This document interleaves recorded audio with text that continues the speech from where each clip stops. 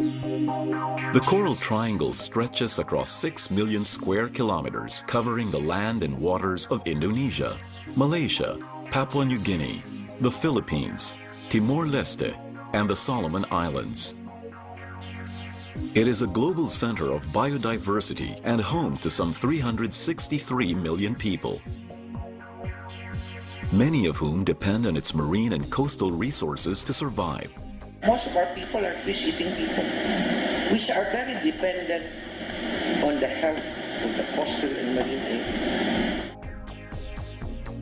Even as it is a place of abundance and beauty, it is also under pressure from a myriad of threats, including unsustainable fishing, pollution, and climate change, jeopardizing the very survival of those who depend upon this critical area's resources to live.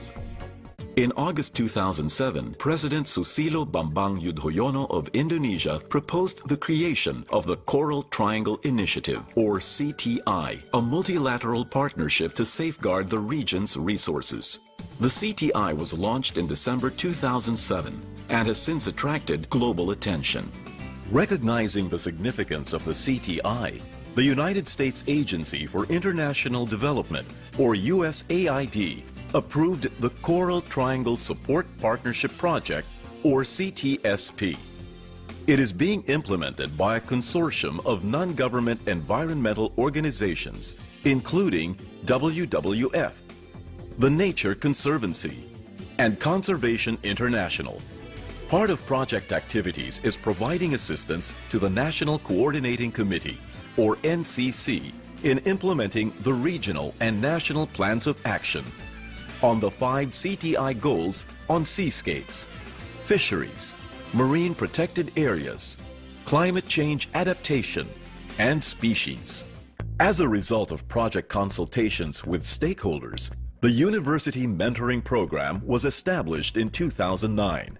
Local universities and centers of excellence in study and research work closely with local government units to implement the NPOA, ensuring that policymakers have access to meaningful scientific information, and academicians have the opportunity to conduct relevant research on site while learning from experts.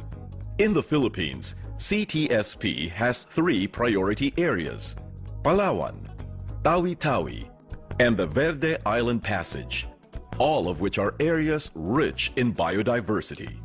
This program focused on the major sites in Verde Passage, in Palawan, and Tawi-Tawi, mainly because of the importance of these marine ecosystems or this area in terms of productivity, fisheries, and biodiversity.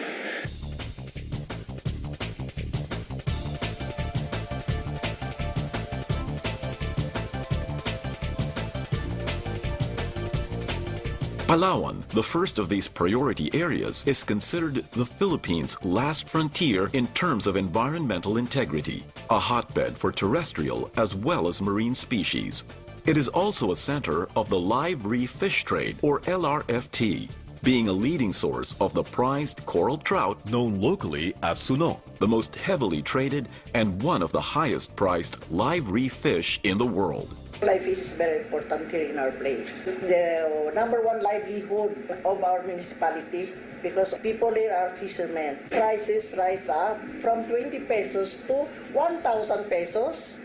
So most of the families here can already send their children to school. The LRFT is worth $1 billion annually in Asia and the Pacific. Ngayon po, medyo maganda-ganda.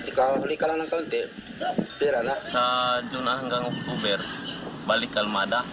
Maganda ang paglalaot ng mga bangka. Pagdating na naman ng October hanggang March, malakas ang alon, di makalaot yung mga bangka. So, ito na po yung mga isda na ready for shipment.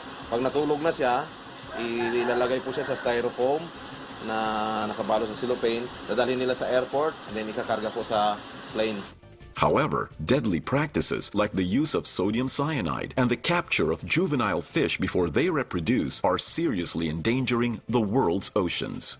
May medyo problema lang dahil sa ngayon medyo naramdaman ng mga tao yung pagbaba ng ng huli dahil ang source lamang po ngayon ng buhay-buhay ay sa wild.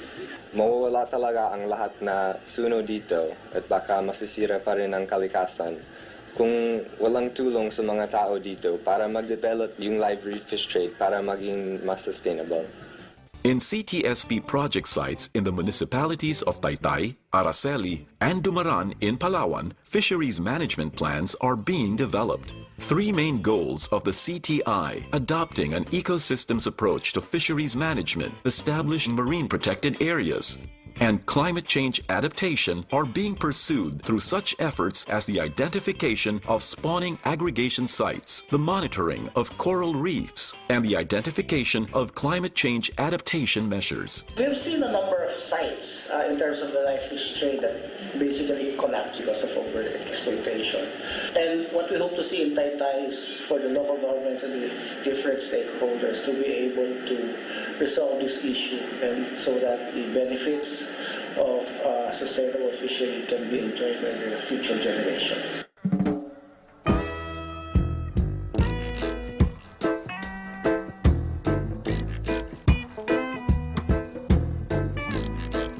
Tawi-Tawi, the second priority area, is rich in coastal and marine resources, but ironically remains the poorest province in the Philippines. Tawi-Tawi is a major producer of seaweeds in the country, and most of the people in Tawi-Tawi is also very much dependent on this livelihood.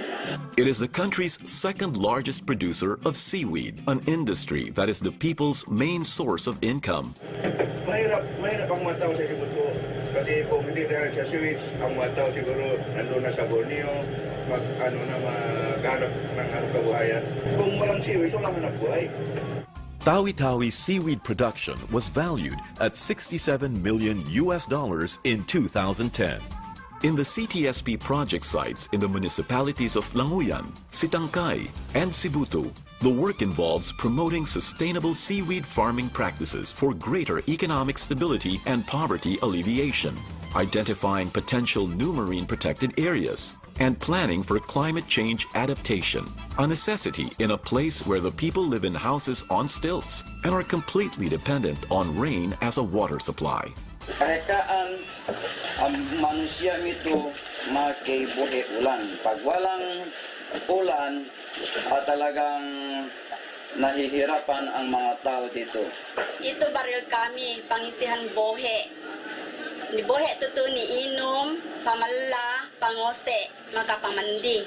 Bang umba na ulan sa gasupungulo, umba na niya bohe kami. In the process, awareness is also raised among all Tawi-Tawi stakeholders on the need for good governance and participation in environmental management so that both responsibilities and benefits can be shared by all. We are also assisting local governments in studying the vulnerability of this area in terms of the event of climate change, and we look at the possible impacts of climate change on seaweeds and on their infrastructure, especially on the water in the event of climate change.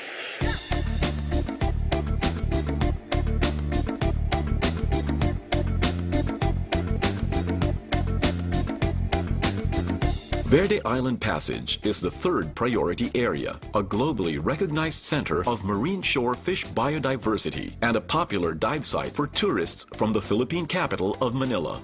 Mangrove nurseries and reforestation are the focus of a CTSP project site in Calatagan, Batangas, one of the largest municipalities in the passage, accounting for 25% of fisheries production in Batangas.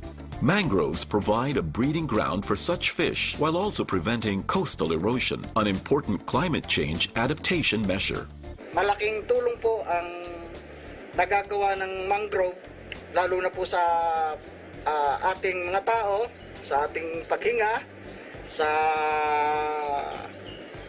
paglapit ng mga yamang dagat, sa mga bagyo o malalakas na hangin, alon. Isa sa mga priority projects namin ay ang mangrove reforestation and rehabilitation program na isa ito sa prioridad ng lokal na pamahalaan. On June 25, 2010, the municipal government and USAID's CTSP led 200 volunteers in planting 10,000 mangrove seedlings along the Calatagan coast. We get involved, all organizations, There was planting, and we saw if those people not from Calatagan, they are doing this for us, how come we not do it for us? The motivation and the determination of the local communities, and then you match that with the commitment of the local government unit, which is the Calatagan municipality, as well as the support of the development partner like USAID and Conservation International. Those three things are ingredients for the success of a conservation project like this one. In San Juan, Batangas, fisheries management of the main local catch, called Dulong, includes identifying environmentally sound practices, such as policing net size and not catching juveniles of other species. In Lubang and Looc, Occidental Mindoro, where climate change is a significant concern, a pioneering climate-smart marine protected area has been declared by the two local governments in what has been a model case of good governance and efficient partnership. The CTI Plan of Action is a milestone undertaking, yet such large-scale and long-term efforts can only come to genuine fruition in site-specific projects when they are understood and implemented in the smallest villages in the Philippines and in the other CT6 countries, where they can truly renew perspectives, transform communities, and change lives.